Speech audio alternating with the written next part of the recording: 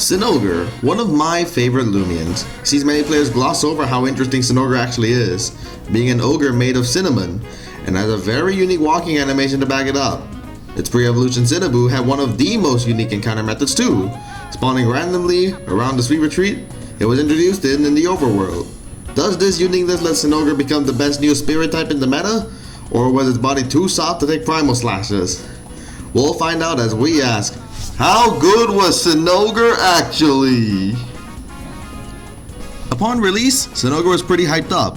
Upon release, it was the first Lumian to have a move that did consistent and potentially massive damage to its opponents, being Spite, in a meta where stall and semi-stall was universally despised by the player base.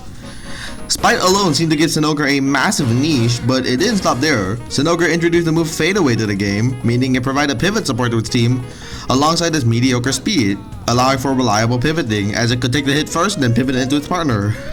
It also had a massive 112 HP stat backed up by solid defensive stats, making Cinnogre exceptionally bulky, and even an actual range attack stat that made Cinnogre less of a passive blob than otherwise, as well as provoke and poison, making it an exceptional stall breaker. So how did all of these positive traits play out for Cinnogre? Sadly, not too great. Cinnogre may be bulky, but its solo defensive typing made its defensive use pretty limited. Sure, there is a slapdown, but it doesn't matter when the relevant slapdown user can hit Cinnogre hard with their other moves too. Cinnogre also lacked a useful ability. Sweet Touch was cool but inconsistent, Vigilant was decent, but Hypnotize and Snore Spores were frankly BS moves either way, and Shakedown was okay but limited.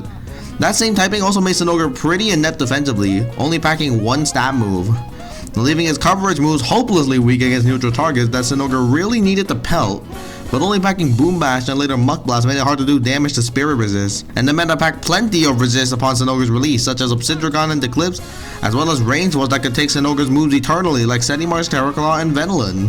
This pigeonholes Cinnogre into a supportive role, using its one unique move, Spite, and in this Cinnogre was unique in its niche. The aforementioned Lumians that walled Cinnogre hated being spited, when they had to stay healthy to consistently switch into the Lumians they walled. Its other tools were super handy too. Provoke in particular was crucial for preventing Lumians that simply healing off the damage Cinnogre dealt with Spite, while Poison made Cinnogre an active team member in making progress on the opponent's team. Stall teams could make use of Cinnogre's access to Wonder Herb as well to rid themselves of Venilin's oppressive poisons, while Cinnogre itself could hold a Mysterious Dust to get around poison to maintain flexibility and keep it active instead of spamming repeated Wonder Herbs.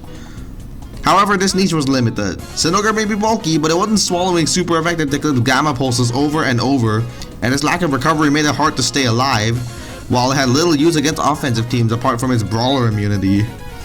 Cinnogre was actually best on those same offensive teams because you could play it aggressively against an opponent's wall. Sending Cinnogre out against Obsidragon and clicking Spite and Provoke while letting it die was worth it to open up the dangerous Borak and Vesperatu. However, Vesperatu also highlighted another issue. As a spirit type, Vesperatu, Nevermere, and Harvesect were the spirit types of OU at the time, and later, Mirave joined the tier, Yursnag rose in usage, and Wendelin got massively buffed, making it very difficult to justify Cinnogre on a team. However, few other Lumians could reliably chip a wall down as well as Cinnogre, and vicious attackers greatly appreciated that. Then Charonix came around and it nearly invalidated Cinnogre. As another bulky Spite using Lumian with an insane typing, a lower speed stat making it a better pivoter, a ton of offensive capability, and being just better than Cinnogre.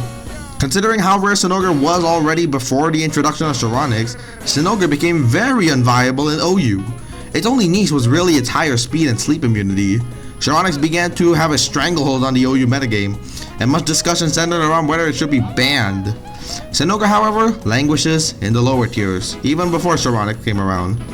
As far as I am aware, Cinnogre is still bad in UU for similar reasons, though I imagine it has use against Blowtox. In NU, it's incredible, however.